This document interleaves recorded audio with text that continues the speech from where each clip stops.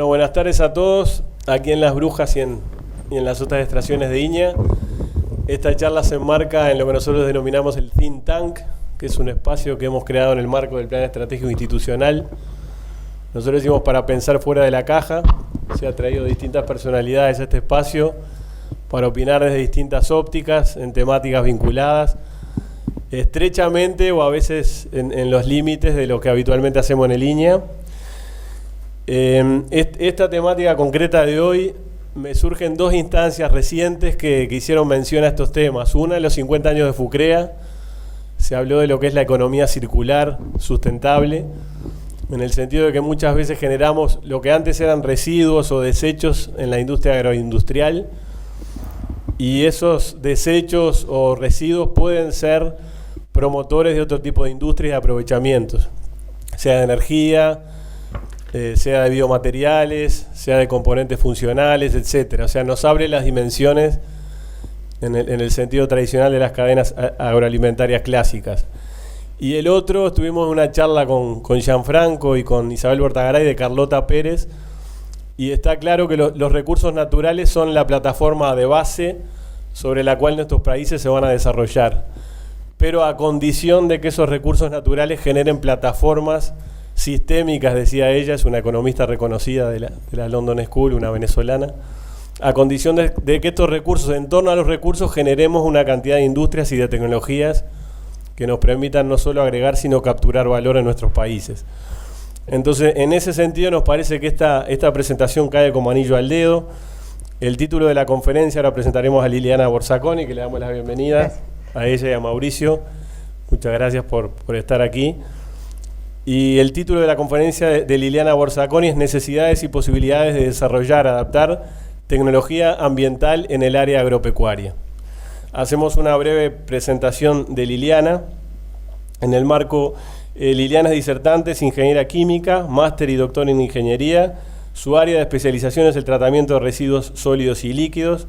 Es profesora titular en el Instituto de Ingeniería Química UDELAR, miembro de la Academia Nacional de Ingeniería, miembro de la Academia Nacional de Ciencias, nivel 3 del Sistema Nacional de Investigadores de la ANI, presidente del CONICIT durante 2008 a 2013, lidera el grupo BIPROA, que es Biotecnología de Procesos para el Ambiente, área de investigación y desarrollo, diseño de reactores para el tratamiento biológico de residuos sólidos y líquidos.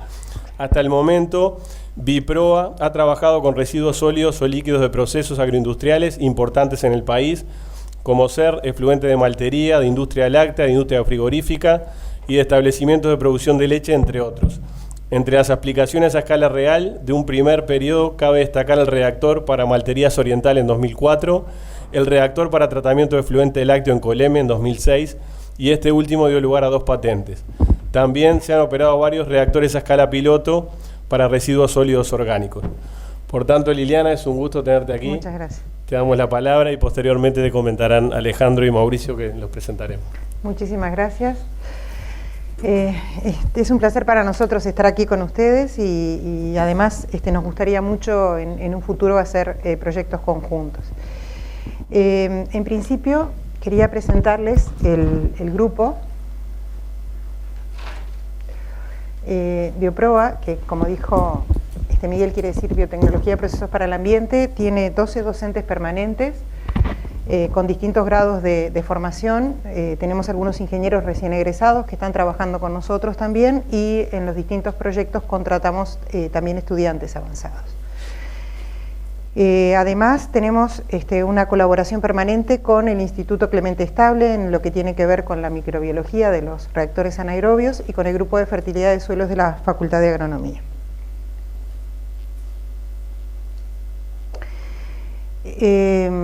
Esto les dejo una presentación en PDF, esta presentación se las dejo en PDF. Esto es simplemente para que tengan una idea del tipo de actividad de enseñanza que hacemos. Estos son todos los cursos de grado en los que el grupo es responsable, porque además participamos en otros cursos de grado de la carrera de Ingeniería Química, son estos cursos que están aquí, y después los cursos de posgrado que dictamos tienen que ver con ya más con el área de investigación, diseño de operación de sistemas anaerobios con producción de biogás, lo estamos dictando ahora en este momento para los estudiantes de la maestría en Ingeniería Ambiental y para los estudiantes de la maestría en Energía.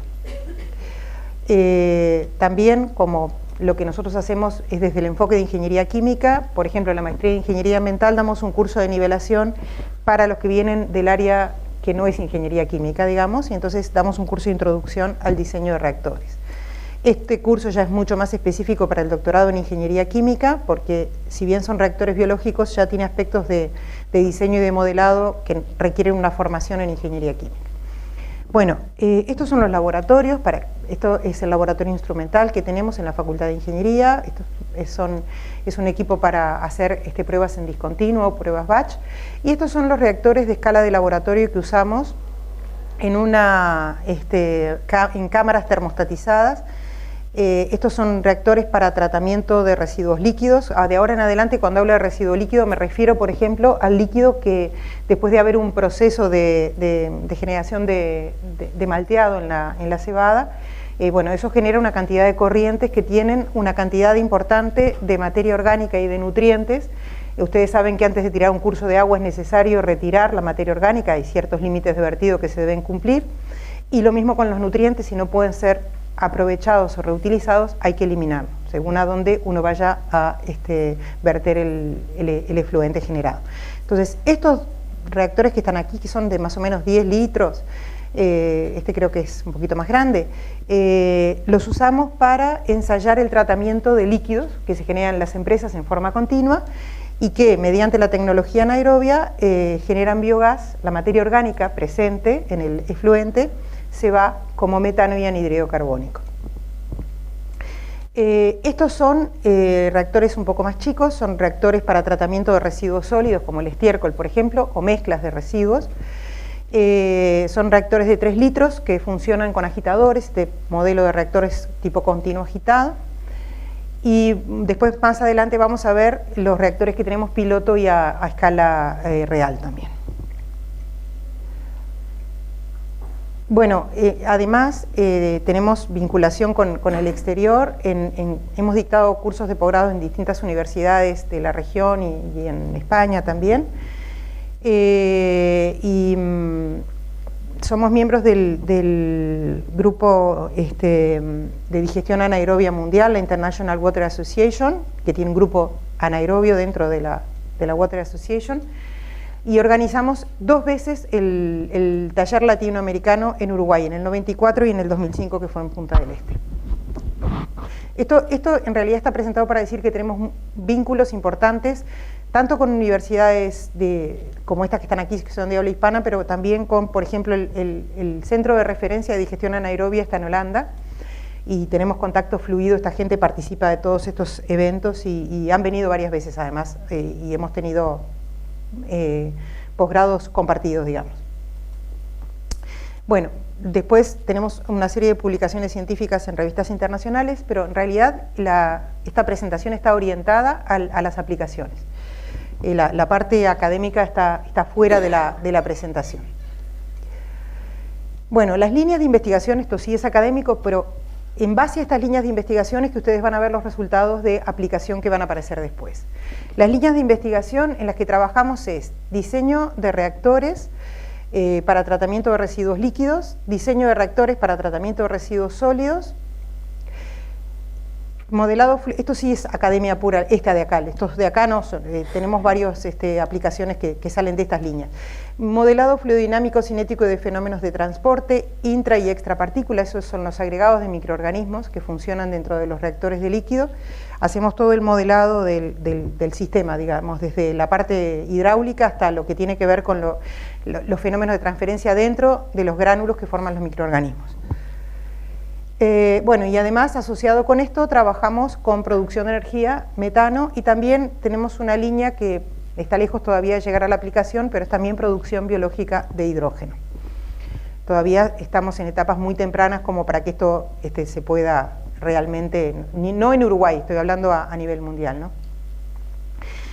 Y también, yo sé que para ustedes los nutrientes es algo que deseado, para nosotros también, pero para cuando no se pueden utilizar, o sea, no se pueden utilizar como nutrientes, muchas veces cuando alguien nos hace una consulta desde una industria, si no tiene forma de llevarlos a terreno y de devolverlos donde deberían estar, entonces como Dinama no los deja, y porque está bien que no los deje además, verter en cursos de agua, por ejemplo, los nutrientes, ahí analizado primero la etapa de reutilización, si esta no es posible, también trabajamos en aspectos de remoción biológica de nutrientes.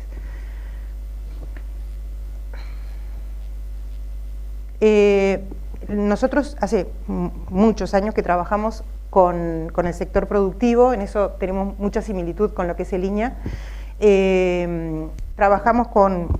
Tenemos muchos convenios, el grupo tuvo y tiene muchos convenios con empresas privadas, con estatales, ministerios, intendencias, consultoras ambientales. Y nosotros quisiéramos, o tratamos de hacerlo, en muchos casos lo hemos hecho, apoyar empresas nacionales que suministran tecnología y servicios para el desarrollo y aplicación de sistemas avanzados. Después, me parece que estaría bueno que discutiéramos al final, a ver qué imagen tienen ustedes de qué tecnología es la que se aplica en el área ambiental, en su área, pero con respecto a tecnología ambiental, digamos, ¿no? A ver si ustedes consideran que la tecnología que usamos en Uruguay es una tecnología avanzada o se podría hacer otra cosa, y en ese caso, ¿cómo lo hacemos?, ¿no? Eso es lo que nosotros tratamos de hacer con esto, tratamos de que haya desarrollo de tecnologías, ya están probadas hace años en otros lados, por otra parte, ¿no? Pero no es fácil que se apliquen aquí. Bueno, entonces, para empezar, para una breve introducción de lo que es el tratamiento anaerobio de residuos, si ustedes tienen un sistema y quieren remover la materia orgánica, porque es el caso nuestro, ¿no? Cuando uno va, nosotros empezamos trabajando en tratamiento de efluentes. Cuando uno no puede verter con una concentración de materia orgánica de, no sé, 3.000 miligramos por litro a un curso de agua, tiene que remover de alguna forma esa materia orgánica. Entonces, en Uruguay se aplicaban, a no ser en los sistemas de lagunas que sí eran anaerobios, para remoción de materia orgánica se usaban sistemas aeróbicos. O sea, que si queríamos remover 1 kilo de DQO, donde el DQO es una forma de medir la cantidad de materia orgánica, supongo que muchos sabrán, pero para los que no saben, el DQO es la sigla de demanda química de oxígeno, y mediante una oxidación se mide la cantidad de materia orgánica que hay. Es proporcional a la cantidad de materia orgánica que hay.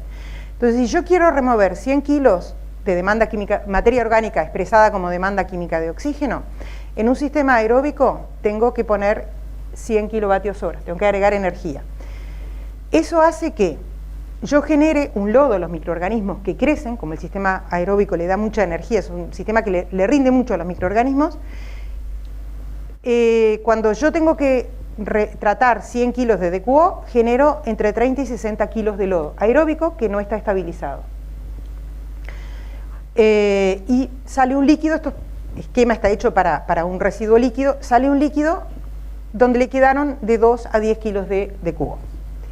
Si eso mismo lo hago con un sistema anaeróbico, acá no agrego energía, porque en el sistema aeróbico el oxígeno son reacciones redox que hacen los microorganismos. En el sistema aeróbico el oxígeno es el aceptor final de electrones. En el sistema anaeróbico la misma materia orgánica actúa como oxidante y como reductor. Entonces, para remover 100 kilos de DQO, tengo que acá no tengo que agregar energía, el lodo que se genera es mucho menos cantidad, y además el lodo anaeróbico está estabilizado. Ustedes van a ver los ensayos que hicimos con la gente de Facultad de Agronomía sobre el lodo estabilizado aplicado en terreno, y además genero 5 metros cúbicos de biogás. Pero hay un detalle, y es que el sistema anaeróbico, ustedes ven la salida, que acá tenemos menos cantidad de materia orgánica que en este. Y eso tiene que ver con la cinética de degradación y las constantes de semisaturación de Monod, y entonces en los sistemas anaeróbicos se baja menos la concentración de materia orgánica que en los aeróbicos. Y con lo que se baja en el anaeróbico muchas veces no se puede verter a curso de agua. Entonces lo que se hace desde hace ya muchos años es combinar un tratamiento. La primera parte de materia orgánica la remuevo con un sistema anaeróbico, sin gastar energía y produciendo biogás. Y lo que no puedo remover con un sistema que es energéticamente más eficiente, lo termino removiendo con un sistema aeróbico. O sea, en la digestión anaeróbica lo que hacemos es que los residuos los tratamos sin gasto de energía y que además produciendo biogás. Además, en la digestión anaeróbica, esto es una diferencia importante, Los nutrientes siguen en el sistema. O sea, si yo tengo un efluente que tiene proteínas, al final tengo nitrógeno amoniacal. Si yo pongo en un sistema aeróbico, el nitrógeno amoniacal pasa a nitrato o a nitrito. En cambio, en los sistemas anaeróbicos los nutrientes quedan ahí, el nitrógeno y el fósforo.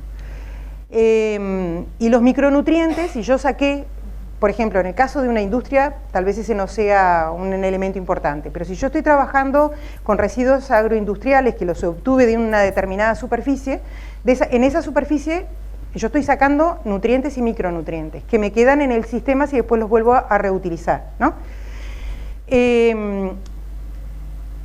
Bueno, y el sólido, como decíamos hoy, que se genera, está estabilizado y se puede utilizar como mejorador de suelos. En Europa, de hecho, se utiliza como mejorador de suelo. Por otra parte, la tecnología anaerobia tiene alto grado de aceptación y aplicación a nivel internacional. Tanto que hay grandes empresas, hay 2 grandes empresas que suministran esta tecnología a todo el mundo, digamos, al resto del mundo. Son unas empresas muy grandes que se han especializado en este tipo de tecnología. Y nos venden a nosotros también, venden en la región. Y en Uruguay en particular. Bueno, y la otra conclusión importante es que combinado con sistemas aeróbicos se pueden cumplir los parámetros de vertidos, y lo que quiero es remover la materia orgánica, ¿no? Bueno, estos son ejemplos de reactores, estos son reactores antiguos de tratamiento de residuos líquidos. Los reactores estos se llaman Upflow Anaerobic Sludge Bed, después vamos a ver un esquema. Y acá lo que tenemos es que lo que entra es un líquido, esto es para hacer la diferencia con los digestores de residuos sólidos, que a lo mejor son los que tienen más interés para ustedes. Si yo tengo un líquido, por ejemplo, líquido de maltería, de una maltería, podría tener, por ejemplo, una concentración, acá es más diluido, pero hay malterías que tienen esta concentración. A la entrada podría tener 10 gramos por litro de materia orgánica expresada como DQO. Y la mayor parte de ese DQO está como DQO soluble. Esa corriente podría tener un 0.07% de sólido. Lo que entra de sólidos es nada en este sistema. Estos sistemas tienen alta eficiencia de remoción del orden del 75-80%, así que podría salir con una concentración de DQO, por ejemplo, de 2 gramos por litro, generando biogás. Ahora, si tenemos un digestor de sólidos, el digestor de sólidos típico que uno se imagina cuando piensa en Alemania, los digestores que hay en Alemania, la diferencia que tenemos es que, bueno, esto por ejemplo para estiércol, que estoy entrando con una concentración de sólidos de alrededor del 10%, ¿no? Entonces los sistemas son muy diferentes. No es lo mismo un sistema que va a trabajar con algo que está entrando con este porcentaje de sólidos que es bajo, que este que tiene un 10% de sólidos.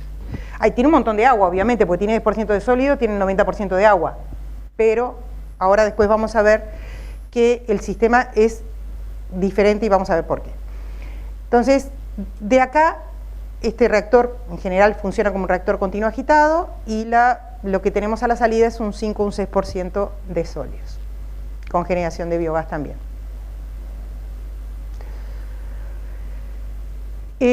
Lo que para nosotros es importante, y eso está puesto en el marco de esta presentación, que a nosotros nos parece que tenemos oportunidades para trabajar en forma conjunta en esta área, en biodigestores. En la otra también, por supuesto, nos encantaría, pero seguramente ustedes van a tener más afinidad por esta temática.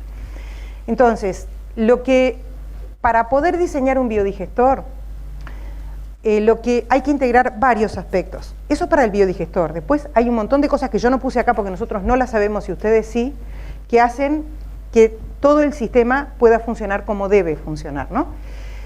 Habíamos dicho que entraban 10% de sólidos y que salían 5 o 6% de sólidos, pero adentro de este reactor, que a veces uno lo ve como una caja negra, no hay una caja negra, hay un proceso que tiene muchos elementos que los tenemos que conocer y que poder saber los valores de los parámetros, digamos. La cinética, para líquidos en general, sigue una cinética de Monod, para residuos sólidos la de degradación anaeróbica, ¿no? Muchas veces esta de Monod se simplifica y queda una reacción de primer orden. Hay que conocer toda la microbiología de los procesos que se están dando aquí dentro, porque realmente el sistema anaeróbico es robusto, pero hay determinados parámetros que lo pueden desestabilizar. Si uno los conoce y los controla en forma adecuada, el sistema es sumamente robusto. La temperatura es un factor crucial y la mezcla. ¿Qué tipo de mezcla? Tienen que tener una mezcla completa. ¿Saben por qué está la temperatura en rojo? Porque estamos teniendo intentos de aplicación, más que intentos de aplicación, ¿no? Ustedes saben que se le compró a Beltec alemana, en Bulgeroni, en Durazno, 2 digestores de, creo que son de 2.000 metros cúbicos cada uno. No estamos hablando de, esa es tecnología alemana, la trajeron, tienen una serie de problemas, que no es pero ahora se están tratando de hacer digestores más simples, eso es alta tecnología lo que en Bulgeroni, digestores más simples para efluentes de tambo, ¿no? El tema es que la temperatura hace que el proceso se pare, o sea, nosotros tenemos temperatura, cuando se exportan modelos de otros lados, por ejemplo Brasil, el cambio de temperatura de Brasil no es el mismo que tenemos nosotros. Entonces, eso es algo que no debemos dejarlo de lado. No se puede traer algo de otro lado sin saber cuáles son las implicancias de las condiciones locales. Bueno, todo esto entonces es algo que es importante conocer y saber que pueden llegar a ser cuellos de botella a la hora de que el digestor esté bien diseñado y bien operado.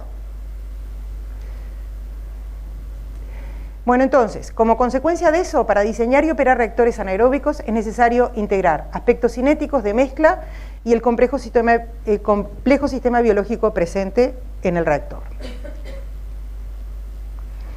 Estos son los microorganismos, es rápido pero es para que tengan una idea, los microorganismos involucrados en la degradación de la materia orgánica, tanto para líquidos como para sólidos. Nosotros partimos de materia orgánica compleja que queremos degradar, que son polímeros, que pueden ser proteínas, lípidos y polisacáridos. Entonces hay una primera etapa donde hay microorganismos que llevan a cabo la conversión de polímeros a monómeros y oligómeros. Esta etapa se llama etapa de hidrólisis. Después viene una etapa donde esos monómeros y oligómeros pasan a ácidos grasos y alcoholes. Esta etapa se llama acidogénesis. Después, o sea, esto está simplificado aparte, porque hay muchísimos microorganismos que actúan en serie y en paralelo, muchas reacciones biológicas que se están dando, ¿no? De los ácidos grasos volátiles y alcoholes se forman acetato e hidrógeno y CO2, y esta etapa se llama acetogénesis, y finalmente, utilizando estos como sustratos, tanto el acetato como también el hidrógeno CO2, además hay una que se descubrió hace poco que se podía de acetato pasar a hidrógeno CO2 y de hidrógeno CO2 a acetato, que se llama la homoacetogénesis, pero además a partir de acetato y de hidrógeno CO2 es como producimos el metano con las arqueas metanogénicas. Y además hay una cantidad de procesos que necesitan, de microorganismos que necesitan de otros, hay procesos simbióticos, el sistema es complejo pero es robusto. Si no, nosotros no ponemos variables externas que lo estresen al sistema, el sistema es robusto. Bueno, esta es la etapa metanogénica.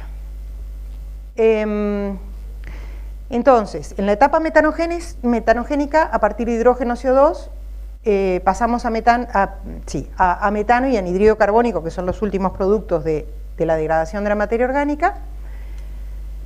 Y en el caso de bueno, esta es la metanogénesis que ya vimos, en el caso de los residuos líquidos, un aspecto muy importante es si los microorganismos esos que hacen todas esas reacciones se agrupan, ya sea formando gránulos o formando flóculos. Estos son gránulos, fueron identificados por primera vez por el profesor Lettinga de Wageningen de Holanda, son de más o menos 1 milímetro de diámetro, acá están obviamente agrandados, y eso facilita que los microorganismos interactúen entre sí para que el sistema sea muy eficiente. Pero además tiene otra ventaja, y es que al formarse estos gránulos, tienen una buena capacidad de sedimentación y nos permite separar bien el líquido de los gránulos, del sólido. El sólido es la biomasa y el líquido es lo que quiero tratar. Entonces, en el caso de tratamiento de residuos líquidos, la biomasa se puede agrupar formando gránulos, puede también funcionar como flóculos, pero es más eficiente cuando granula porque se separa más fácil.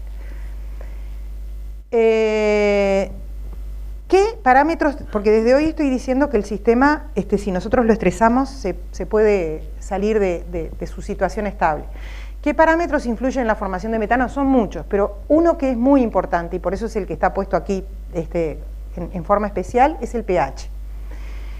Porque la producción de metano el proceso se da en forma óptima en un rango estrecho de pH, y eso es porque las arqueas metanogénicas también trabajan en un en un rango estrecho de pH en su forma óptima, ¿no? Entonces, el pH es muy importante controlarlo, porque si baja un poco el pH queda en un rango menor de 6,3, por ejemplo, los metanogénicos reducen la actividad.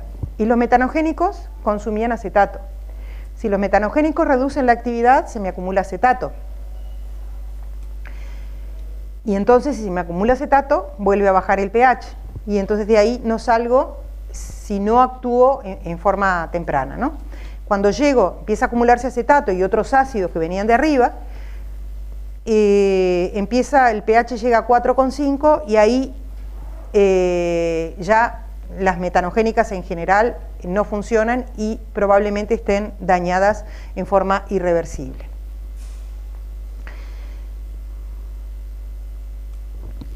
Creo que quería decir algo más sobre el tema del pH. Así como el pH hay otro... sí, ya sé lo que quería decir. Que así como digo que el pH hay que estarlo controlando, depende del sistema. Porque hay sistemas, por ejemplo, el efluente de maltería, que tiene un reactor a escala real, es un efluente que ya de por sí tiene carbohidratos y proteínas. Entonces, dentro del reactor, las reacciones que se producen dejan el pH en un valor adecuado para el funcionamiento del sistema. Si no hay un elemento externo que haga que baje el pH, no hay problema.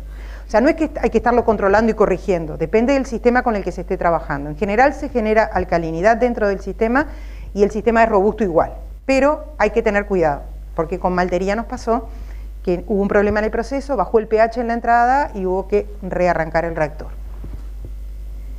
Una pregunta. Sí. ¿Usted, en caso de controlar y encontrar un enemigo sí. Ajustamos. Ajustamos agregando según... bueno, ahora estamos hablando de que el pH no baje. También puede ser que el pH aumente mucho. Entonces, según lo que pase, se agrega o soda o se agrega un ácido. O sea, hay un sistema de control que en función de la medida del valor de pH hace un ajuste para que se mantenga en el rango en el que queremos trabajar.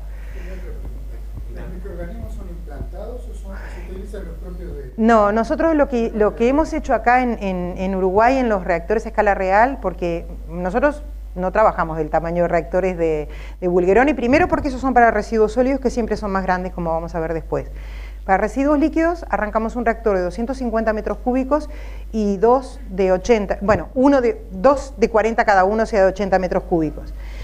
Entonces, para conseguirlo, lo que se necesita la tercera parte de ese volumen no se puede generar en el laboratorio, ¿no? Entonces lo que hicimos fue sacar lodo anaerobio de lagunas de tratamiento, por ejemplo de frigorífico, y hacer un arranque controlado para irlo adaptando. Y granuló además, pues el lodo no era granular originalmente. La pregunta va porque muchos países trabajan con líneas de investigación donde de alguna manera estudian distintas razas de microorganismos. Sí. Más eficientes. Sí, pero eso es a nivel de laboratorio. A nivel industrial no hay desarrollo que haya generado, porque acá no es solo los microorganismos que hay, es que los microorganismos que hay tienen que tener la capacidad de agruparse, y esa agrupación tiene que ver con la ecología de vuelta. Ellos se agrupan de esa forma porque es como mejor sobreviven en el sistema, porque no se escapan, y además como mejor interactúan entre ellos. Los de la última parte están más cerca de los de la primera. Entonces, ahí hay una serie de fenómenos que si bien en el área nuestra, en el área de investigación, se modela, se busca. Nosotros tenemos modelados de gránulos para ver cómo es la distribución de microorganismos adentro. Y hay estudios para ver cómo están distribuidos, pero de ahí a que se pueda incidir para que eso se desarrolle de determinada forma, falta todavía. En general, ustedes saben que, por ejemplo, se ha vendido en Uruguay, hay empresas que han vendido, como dice Mauricio, bioaumentadores. Pero los bioaumentadores en general tienen que ver con enzimas hidrolíticas y un montón de esas cosas, que como dijo él también, hay que estarlas agregando continuamente. O sea, para los que vienen en la parte más específica del sistema, de los anaerobios no hay. O sea, sí sirven para sistemas de tratamiento, pero para romper las moléculas grandes. Bueno, esto es un gránulo por dentro, que les dije que era de 1 milímetro más o menos, o 2 milímetros puede ser. Estas son fotos de los gránulos, para que vean el tipo. El metanosaeta es una de las arqueas metanogénicas importantes. Y esto es para que vean cuando yo tengo un lodo granular, cómo sedimenta bien. Un no floculento no sedimenta tan bien, y un lodo disperso no sedimenta nada. Esto es, por ejemplo, en los lodos activados, que son sistemas aerobios, donde hay agregado de oxígeno que mantiene al sistema totalmente agitado, no se pueden formar gránulos, porque estarían rompiendo. Entonces, ese es un lodo disperso, el de un lodos agitados. Por eso tienen sedimentadores afuera para para devolver el lodo que necesitan. Bueno, esto es lo que después les vamos a mostrar de la aplicación que hemos hecho a escala real. El concepto de cómo funciona un reactor UASB, que como les decía es Upflow Anaerobic Sludge Bed. Esto quiere decir reactor anaerobio de flujo ascendente. El líquido entra por la parte inferior, imagínense el efluente de maltería, entra por la parte inferior, acá adentro hay gránulos, que uno los puede traer de la laguna, no serán granulares y habrá que esperar que granulen, pero en estado estable son gránulos, son los marrones, y los amarillos son las burbujas de biogás. El líquido atraviesa ese manto de lodos y ahí se producen las reacciones. Entonces en la parte superior tenemos el biogás. Esto se diseña de forma que el lodo sea retenido y si hay algo de escape, esta zona facilita que el lodo vuelva. Entonces el concepto que lo desarrolló Gatze-Lettinger, el profesor que yo les decía hoy, es que el reactor funciona a su vez como reactor y como sedimentador. O sea, no deja que se escape la masa microbiana, digamos, la biomasa. Y el líquido sale por la parte, esto es en forma continua, ¿no? El líquido sale por la parte superior con mucho menos materia orgánica que la que entró. Y el gas se capta en una campana que está en la parte superior también. O sea, el líquido se recoge en una canaleta perimetral que hay aquí, con vertederos. Y este es fundamentalmente el principio de funcionamiento del reactor UASB. Esto es lo que hicimos en Maltería Oriental. Ellos tenían dos tanques Simov, no sé si ustedes conocen los tanques Simov, eran sedimentadores que se habían diseñado en los años 40 y son tanques de hormigón que están enterrados. Acá lo que ven es la parte superior, hay 8 metros de profundidad tiene esto hacia abajo. Bueno, 8 es desde acá arriba, pero 6,5 metros para abajo. Y bueno, era un sistema que no tenía nada que ver porque el líquido entraba por la parte superior, chocaba contra estas placas de hormigón y entonces el sólido sedimentaba y el líquido salía, pero sin prácticamente ningún tratamiento biológico. En la maltería tenía 2 tanques Simov y un lecho de piedras donde había reacciones biológicas aerobias. En el año 2002, Dinama vierte en el arroyo Las Piedras, les dijo no pueden seguir como está ese sistema, no funciona. E instalamos un reactor piloto del tipo UASB, como en el esquema que vieron recién, y con unos resultados sumamente favorables, pasamos a modificar uno de estos 2 tanques para convertirlo en un reactor de tipo UASB, porque ellos no querían hacer una inversión de construir un reactor de cero y tenían esta estructura de hormigón, y trabajamos sobre la estructura de hormigón con un ingeniero civil. Ahora vamos a ver lo que hicimos. Esto sumamente rápido es para que vean que si uno hace un estudio de si conviene poner un sistema aerobio, que era lo que iban a poner, un lodos activados, o un sistema anaeróbico seguido de uno aeróbico, que es lo que hay hoy. Nosotros hicimos el reactor anaeróbico y el estudio Pitamilio hizo el de lodos activados como pulimiento final. Si uno compara un sistema solo aeróbico con uno anaeróbico seguido de un aeróbico, da sumamente favorable el sistema combinado, ¿no? Como veíamos hoy. O sea, las opciones eran, pongo un UASB y un lodos activados para terminar de remover lo que no removí acá, o uso solo un lodos activados. Entonces, los resultados son lo que ya vimos hoy, ¿no? Como indicador ambiental, el sistema combinado, este es el aeróbico más el anaeróbico más el aeróbico, ocupa mucho menos superficie que el sistema aeróbico. La generación de lodo es mucho menor, acá también está incluido el lodo que es la suma de este lodo generado, ¿no? Lo que sale del anaeróbico más lo que sale del aeróbico. Y la emisión de CO2 también es favorable para el sistema combinado. Indicadores energéticos, eso ya sabíamos que nos iba a dar favorable para el sistema combinado, porque acá la energía gastada es fundamentalmente por el sistema aeróbico, ¿no? Y hay energía generada por el anaeróbico y por lo tanto hay una energía neta producida. Y en el otro sistema no, tengo solo energía gastada, por lo tanto la energía neta es negativa. Con los indicadores económicos nos pasa lo mismo, el costo de inversión es menor el del sistema combinado, el costo de operación también es menor, sobre todo porque en el sistema aeróbico hay que estar retirando lodos en forma mucho más frecuente y tratándolos y disponiendo más cantidad de lodos. Y bueno, por supuesto que como consecuencia de esto, el costo total también es mayor para el sistema aeróbico que para el sistema combinado. Entonces, en maltería, optamos por modificar el IMOF. Esta es una vista de costado, esto ya con la campana de gas puesta arriba. Acá hay un cortaespuma y un vertedero que recoge el líquido que se va finalmente por esta canaleta, o sea, hay todo alrededor del reactor. Ahora vemos una foto del... este es el esquema del reactor, ahora vemos una foto desde lejos del reactor. Lo que hicimos fue, bueno, se reconstruyó toda la estructura de hormigón, que por cierto estaba bastante dañada, no estructuralmente, pero sí superficialmente. Se colocó una campana, que era eso que está acumulado aquí, o sea, el biogás está saliendo, pero hay, de acuerdo a la diferencia de presión que uno establezca con la que va a trabajar, acá queda una cámara de gas, que en este caso en el dibujo es esta. Esta es una caja partidora de caudales. El líquido a tratar viene a la caja partidora y baja por 4 caños, a través de estos 4 vertederos, acá se ven dosis. El líquido sube, atraviesa la manta de lodo, que está acá en esta zona, después sale...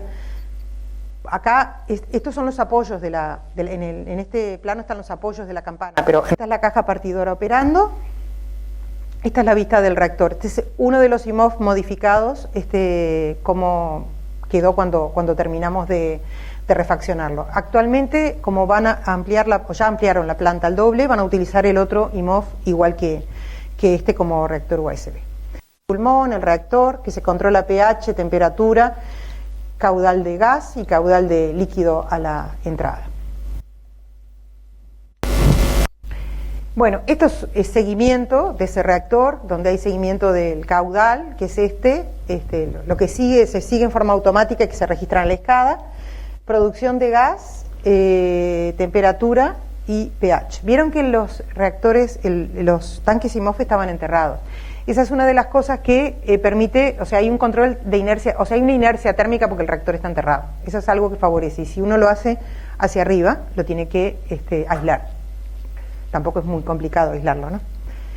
Bueno, el segundo caso, o sea, tenemos otros casos, pero elegí los que me parecieron que podían ser más interesantes. Es el caso de una industria láctea, la cooperativa de leche de Melo, que un profesional del medio les había diseñado 2 reactores iguales a estos, digamos, el concepto, ¿no? De tipo USB para el tratamiento del efluente lácteo. Nos llamaron porque no los habían podido arrancar. ¿Por qué? Porque el efluente lácteo tiene grasa, que con la producción de biogás se flota, y tapaba la salida del biogás. Además, la persona que había hecho el diseño estaba bien hecho, pero no sabía mucho de la parte biológica y había tratado de inocular utilizando estiércol, y la verdad es que además de que no tenía mucha actividad metanogénica, el estiércol, ustedes saben que tiene fibra, la fibra también se flotaba, y aquello era lo que estaba en la parte superior, imposible, una costra imposible de remover.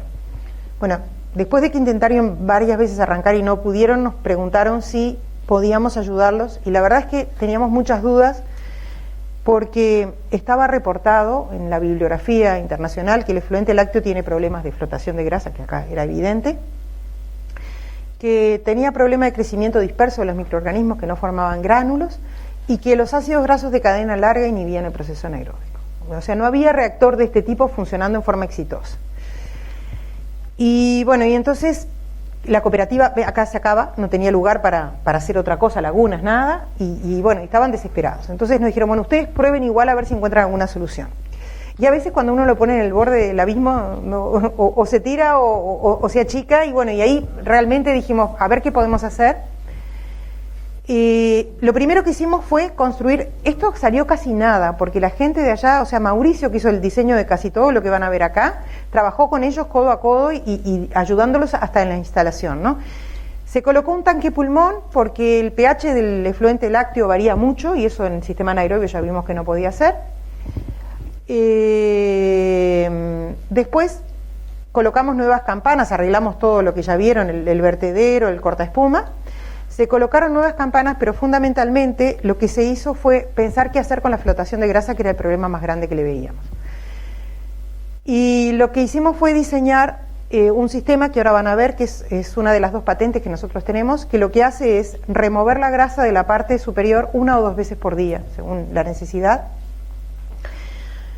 Porque lo que dijimos es, los sistemas como estos, hay sistemas anaerobios que tratan efluente lácteo, pero lo que hacen es, primero pasan el efluente por un sistema donde se flota la grasa usando aire disuelto, y después lo que ya sin grasa va a un sistema anaeróbico. Nosotros dijimos, bueno, pero si acá el biogás no flota la grasa, vamos a usar al biogás como flotador de grasa para separarla y a ver si podemos conseguir que se dé la digestión anaerobia dentro del reactor donde están los gránulos.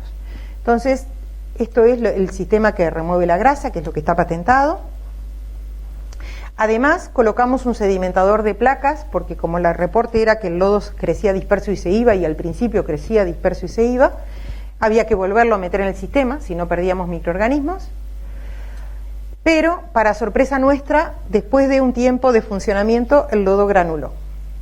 Y acá está el lodo granular, que nunca más perdió las características granulares desde el año 2005 que empezamos a operar estos reactores. Después diseñamos un digestor de grasas, usamos la grasera que estaba, no servía porque la grasa estaba emulsionada, así que ya la habíamos descartado. Reconvertimos esta grasera en un digestor de grasa flotada y por lo tanto tuvimos un sistema que removía cargas orgánicas importantes. Utilizamos un periodo de adaptación-selección porque usamos alimentación alternada para mejorar la cantidad de microorganismos que removían grasa. El sedimentador de placas sirvió para la etapa de arranque mientras el lodo no granuló y por lo tanto, y además el digestor de grasa funciona con una eficiencia muy grande en cuanto a remoción de grasas y generación de biogás también, ¿no? Y el costo de operación de ese sistema es mínimo, porque no usamos productos químicos, no hay costo de energía para airear y flotar la grasa, por ejemplo, así que decidimos pasar ahora sí a un sistema diseñado de cero en vez de arreglar algo que ya existía, y la concepción del sistema es lo mismo que vieron recién, solo que está esquematizado aquí: tanque pulmón, reactor anaerobio, la grasa flotada se digiere en un digestor, sedimentador y el biogás para ser utilizado. Ven que acá el efluente está, porque en el caso de Coleme, ahí no se podía, pero en el caso de que se pueda, con el efluente a riego o a pulimiento final si no se puede regar. Bueno, esto es un reactor que hicimos en fibra de vidrio, que estuvo instalado en Conaprole. Ya está completamente hecho el reactor, o sea, lo van a ver acá. Ven, acá ya tienen la campana para la recolección del gas. Se traslada y se coloca sobre la planchada de hormigón. Y también esto es en una industria láctea en Farolur, que está sin arrancar esta planta, y si quieren después comentamos por qué. Este es el tanque pulmón, este es el reactor anaerobio modificado, el USB modificado, el digestor de grasas, un tanque pulmón y sedimentador, y 2 reactores aeróbicos para pulimiento final. Este es un reactor piloto que tenemos en Montevideo Refrescos. El efluente de las fábricas de refrescos son especiales para el tratamiento anaeróbico y para la producción de biogás.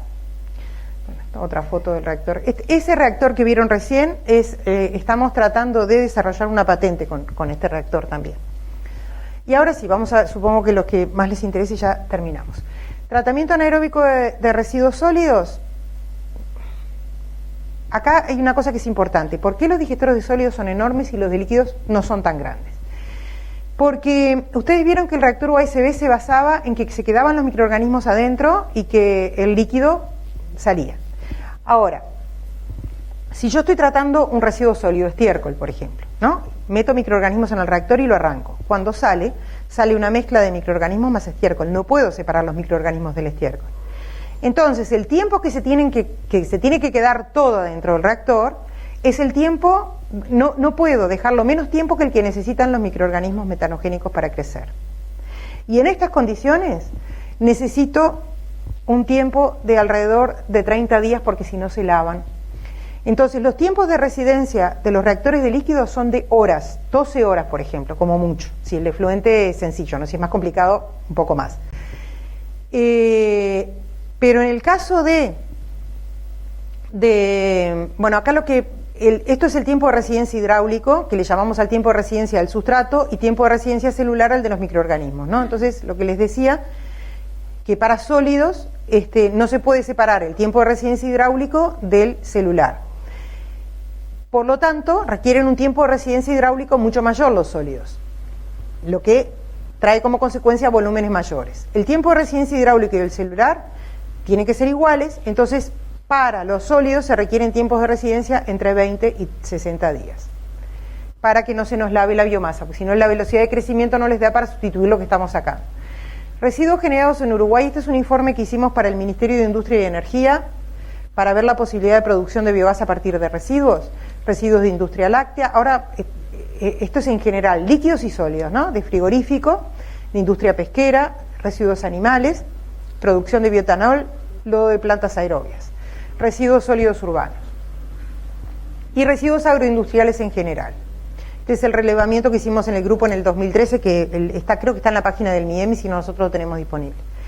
Esto es un reactor piloto de 3 metros cúbicos para el tratamiento del contenido ruminal que venía en Melo del frigorífico Pool. Romeo Silveira es el que se encarga de disponerlo, que lo dispone en terreno, y quería ver si podía obtener biogás a partir de los residuos. Y bueno, la producción de metano nos dio alrededor, creo que acá no está el resultado del piloto, pero alrededor de 1 metro cúbico de metano o de biogás por metro cúbico de reactor. Y haciendo cuentas para el frigorífico Pool, el volumen tenía que ser, ven los volúmenes, ¿no? De qué diferencia con los de líquidos, 800 metros cúbicos, y la producción de metano 560 metros cúbicos por día. Después, en un proyecto FPTA, donde participó el grupo de fertilidad de suelos de Facultad de Agronomía. El objetivo del proyecto era obtener mejoradores de suelo para los suelos de Canelones. Entonces hicimos un relevamiento de la generación de residuos en Canelones, y a partir de eso hicimos un reactor piloto que lo operamos, esto es la Facultad de Ingeniería, el túnel de viento en el costado.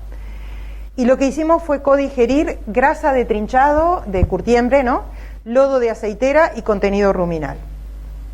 Los resultados, a escala piloto, 50% de reducción de sólidos volátiles es un porcentaje importante, o sea, es del orden de lo que se espera tener, 2 metros cúbicos de biogás por día y por metro cúbico de reactor. Y esto es un aspecto que nos interesaba resaltar, y es que en general el utilizar más de un residuo potencia el desempeño del reactor. La codigestión es siempre mucho más favorable, sobre todo si el residuo es pobre, como es el estiércol, ¿no?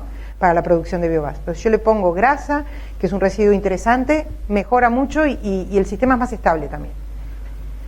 Bueno, eso es el reactor. Este es el reactor sin aislación. Este reactor ya estaba aislado por el problema de la temperatura que dijimos hoy. Estas son las pruebas que hicieron en Facultad de Agronomía, tanto en plantines como en pradera, y bueno, acá ustedes van a entender mejor que yo los distintos ensayos que hicieron, y el resultado, a la conclusión a la que llegaron los colegas, fue que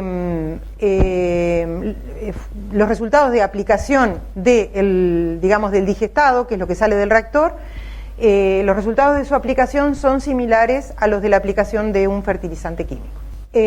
Bueno, ahora sí, ya son las últimas transparencias, y es más que nada para generar un poco de discusión, ¿no? Entonces, ¿será necesario desarrollar o adaptar tecnologías ambientales en el sector agropecuario? O sea, necesitamos, para crecer en el área, incorporar nueva tecnología para el cuidado del ambiente. O sea, los sistemas que usamos ahora para el cuidado del ambiente en el ámbito agropecuario, ¿están bien? ¿Conseguiremos algo mejor? ¿Para qué vamos a mejorar? ¿Existen empresas de base tecnológica que suministran tecnologías ambientales en Uruguay? ¿Es necesario que se desarrollen más? Porque de hecho, les decía que Bulgeroni compró tecnología alemana, ¿no? Eso, en realidad, salvo algunos elementos del sistema, se podía haber construido acá. Pero había conocimiento como para construirlo acá, había empresas que sabían cómo hacerlo, había técnicos que sabían después cómo operarlo. Las tecnologías las podemos importar.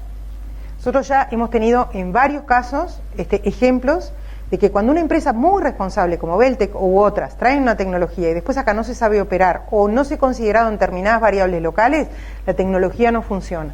Entonces, importar así como importar solamente, en el caso de Beltec, de Bulgeroni, yo no sé si ustedes saben que Después están los contratos que uno firma con la empresa. Bueno, vinieron, dejaron los biodigestores, 5 millones de euros salieron.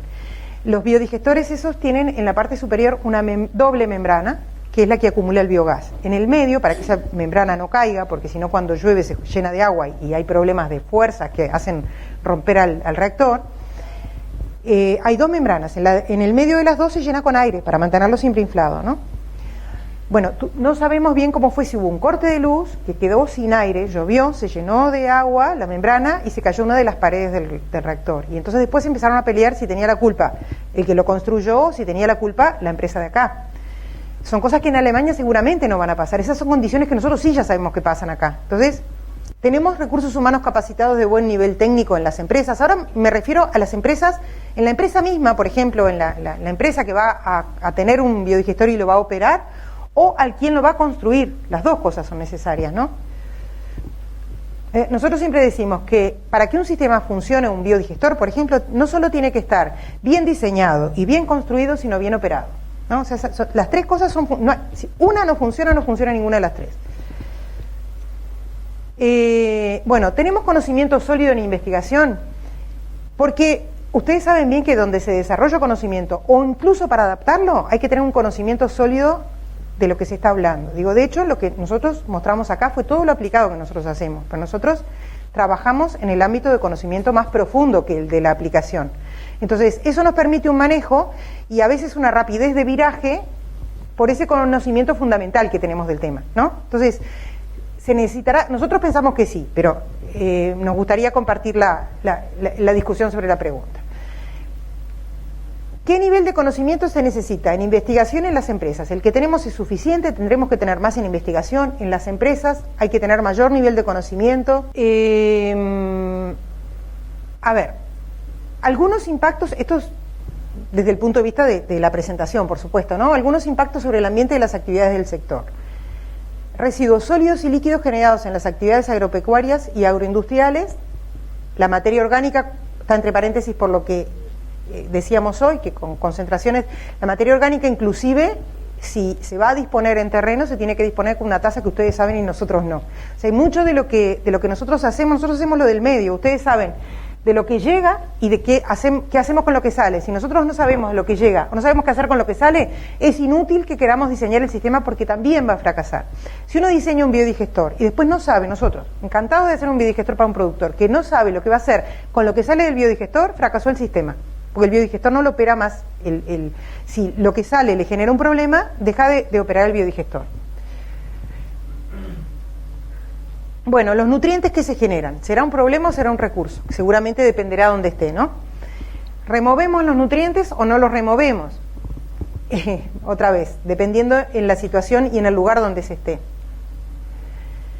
Bueno, y finalmente, las líneas que nosotros identificamos como abordables por nosotros y que nos gustaría poder hacer algo en forma conjunta con ustedes. Tratamiento de residuos sólidos, tratamiento de residuos líquidos, aprovechamiento o remoción de nutrientes si es necesario y generación de energía. Acá se acabó la presentación, espero no haberlos aburrido demasiado. Algunas fotos y la foto más importante que es la de la gente del grupo. Pronto, ya está.